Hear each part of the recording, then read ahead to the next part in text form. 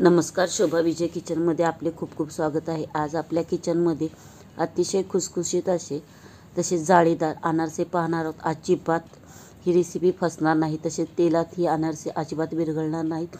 इतके परफेक्ट प्रमाणात हे अनारसे दाखवण्याचा प्रयत्न केलेला आहे, तर नक्की ट्राय करा। तर इथे पाहू शकता अनारसे छान जाळीदार असे बनलेले आहेत, तर नक्की एकदा ट्राय करा। तुम्हाला एक अनारसा तोडून दाखवते। अतिशय खुसखुशीत असे हे अनारसे बनलेले आहेत। एक सुरुवात नवीनच जर तुम्ही बनवणार असाल तरी पण तुमचे हे अनारसे अजिबात फसणार नाही, 100% गॅरंटी आहे। फक्त हे अनारसे बनवताना अजिबात कोणत्याही प्रकारे घाबरायचे किंवा शंका ठेवायची नाही। तर चला रेसिपीला सुरुवात करूया। तर इथे जुने जाड तांदूळ घेतलेले आहेत, तर इथे तुम्ही कोणतेही तांदूळ घेऊ शकता। इथे मी रेशनिंगचे तांदूळ घेतलेले आहेत अर्धा किलो। इथे अर्धा किलो जर तुम्हाला घ्यायचे नसेल तर कोणत्याही वाटीने असे मी 2 वाटी हे तांदूळ घेतलेले आहे। तर हे तांदूळ आपल्याला पहिल्या दिवशी स्वच्छ धुवून 2 ते 3 पाण्याने हाताने छान चोळून घ्यायचे आहेत।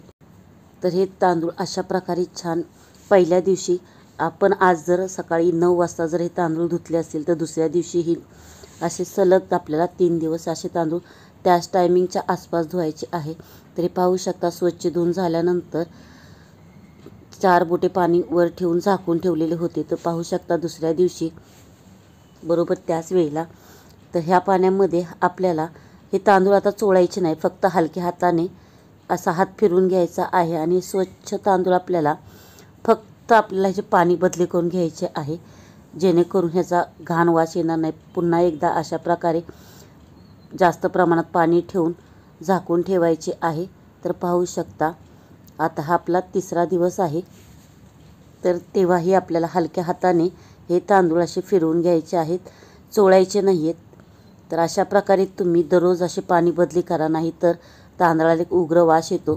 तर अशा प्रकारे हा 3रा दिवस झालेला आहे। तर 3 दिवस असे आपण तांदूळ स्वच्छ त्याचे पाणी बदली केलेले आहे।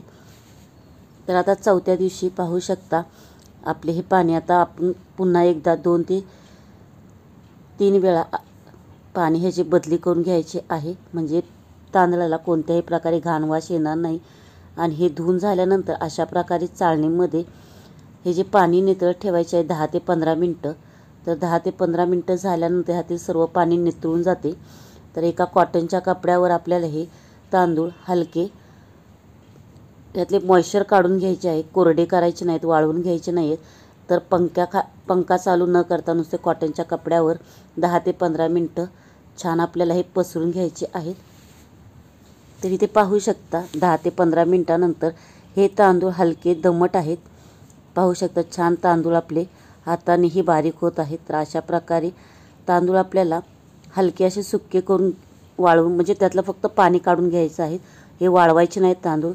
तर हे तांदूळ आपल्याला मिक्सरच्या भांड्यामध्ये थोडे थोडे करून छान असे पीठ करून घ्यायचे आहे।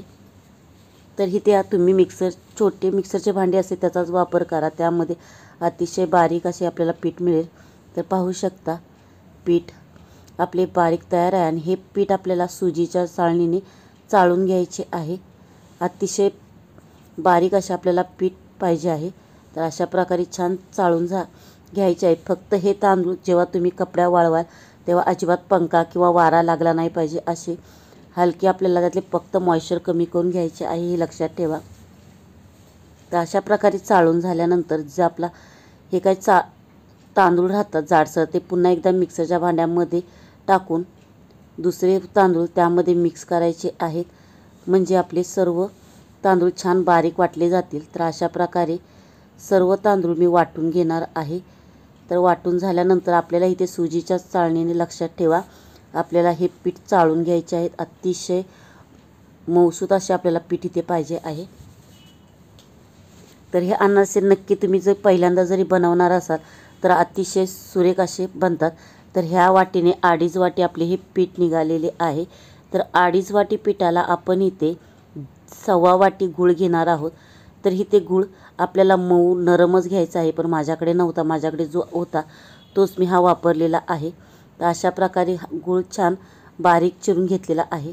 तर लक्षात ठेवा 2.5 वाटी तांदळाच्या पिठाला 1.25 वाटी गूळ वापरलेला आहे। तर हा गूळ आपल्याला ह्या पिठामध्ये छान मिक्स करून घ्यायचं आहे। तर ह्यामध्ये किंचित असे मीठ टाकायचे आहे, तसेच वेलची जायफळ पावडर टाकायची आहे। जर तुम्हाला आवडत नसेल तर नाही वापरली तरी चालेल।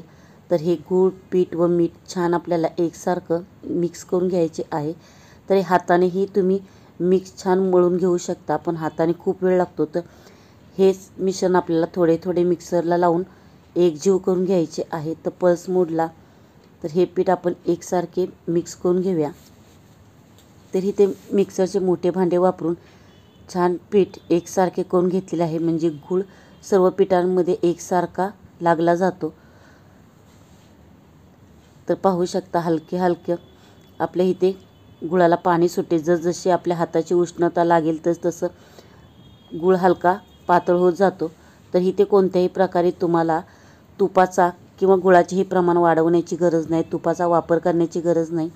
शक्य होईल तितकं आपल्याला हे पीठ एकजीव करून हाताने 1 ते 2 मिनटं मळून घ्यायचे आहेत आणि ह्याचे 3-4 जसे तुमचे जेवढे पीठ असेल त्यानुसार आपल्याला असे त्याचे गोळे करून घ्यायचे आहेत।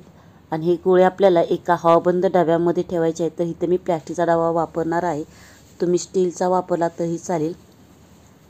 आणि हे पीठ आपल्याला 2 ते 3 दिवस असे झाकून ठेवायचे आहे, अजिबात उघडायचे नाही आहे। हे पीठ 2 ते 3 महिने फ्रीजच्या बाहेर अतिशय छान टिकते, अजिबात खराब होत नाही। तसेच फ्रीजमध्ये 4-5 महिनेही अतिशय छान राहते, अजिबात खराब होत नाही। तर आपण तुम्हाला मी 3 दिवसानंतर दाखवते। तर अशा प्रकारे पाहू शकता हे माझे इथे पीठ कोरडेच वाटत आहे, तर अजिबात घाबरण्याची गरज नाही। तर इथे मी 2 नाश्त्याचे चमचे दूध घेतलेले आहे। तर हे सर्व मिश्रण एकसारखे मोकळे करून घेतलेले आहे। तर बऱ्याच वेळा तुम्ही पाहिले असतील गूळ आणि पिठाचा चिकटसारखा गोळा तयार होतो, पण इथे तसे झालेले नाही, कोरडे पीठ असे मिळालेले आहे मला। तर इथे थोडे थोडे अर्धा चमचा दूध घेऊन असं छान असं पीठ आपल्याला इथे मळून घ्यायचं आहे, अतिशय पातळही मळू नये। तर इथे पाहू शकता मऊ पीठ मळून घेतलेले आहे। तर इथे मला 1च चमचा दूध लागलेले आहे, तुम्ही इथे केळीचा वापर करू शकता, पण शक्यतो तुम्ही इथे तुपाचा वापर करू नका मळताना, नाहीतर अनारसे तेलामध्ये फसफसले जातात। तर अशा प्रकारे जेवढे तुम्ही अनारसे करणार आहात तर त्याचे असे मी छान गोळे करून घेतलेले आहे। तर इथे पोळपाटावर थोडीशी खसखस पसरून घेतलेली आहे आणि त्यावर जे आपण अनारसेचे छोटे गोळे केलेले आहेत ते ह्यावर टाकून तुपाच्या हाताने तुम्ही अशा प्रकारे 5 बोटांनी गोल गोल फिरवून किंवा 2 बोटांनी, शक्य होईल जसे तुम्हाला आवडेल जसे जमेल तसे तुम्ही हे अनारसे थापून घेऊ शकता। तर अशा प्रकारे तुम्ही थापून घेऊ शकता किंवा 2 बोटांनीही थापले जातात। पण अनारसे नक्की एकदा करून पहा, येत नाही म्हणून घाबरू नका, अतिशय सुरेख असे अनारसे बनतात। फक्त इथे एवढीच एक गोष्ट लक्षात आहे, जर तुमचे पीठ कोरडे वाटत असेल तर तिथे तुम्ही दुधाचा किंवा एक चकली केळाची वापरली तरी चालू शकते। तर अशा प्रकारे अनारसे मी थापून घेतलेले आहे। तर मी इथे तळण्यासाठी तुपाचा वापर केलेला आहे आणि अतिशय तूप गरमी करू नये, लो आचेवर आपल्याला हे अनारसे तळायचे आहे। आणि अनारसे सोडताना खसखसची बाजू वरच्या साईडला ठेवून अनारसे सोडणे आणि तळून घेणे। तर अशा प्रकारे अनारसा वर आल्यानंतरच झाऱ्याने अशा प्रकारे तूप छान यामध्ये आपल्याला टाकून अनारसा भाजून घ्यायचा आहे। अनारसे पलटी करून भाजायचे नसतात, अशा प्रकारे भाजून घ्यायचे असतात। तर पाहू शकता छान सोनेरी रंगावर आपला अनारसा हा तळून झालेला आहे, त्याला जाळीही छान सुटलेली आहे। आणि अनारसे तळून झाल्यानंतर अशा प्रकारे एका चाळणीमध्ये तेल नितळण्यासाठी ठेवायचे आहे। तर इथे तुम्ही तेलाचाही वापर करू शकता आणि अनारसे तळताना शक्यतो कमी आचेवरच आपल्याला अनारसे तळायचे आहेत। तर पाहू शकता अनारसे आपले छान खुसखुशीत व जाळीदार असे तयार झालेले आहेत। तुम्हाला तोडूनही दाखवते, आतमध्ये अनारस्याला खूप अतिशय सुरेख अशी जाळी सुटलेली आहे। तर अनारसे बनवायला अजिबात घाबरू नका आणि ही माझी रेसिपी तुम्हाला कशी वाटली ही कमेंट करून सांगायला मात्र विसरू नका। पुन्हा भेटूया एका नवीन रेसिपी सोबत, तोपर्यंत थँक्यू।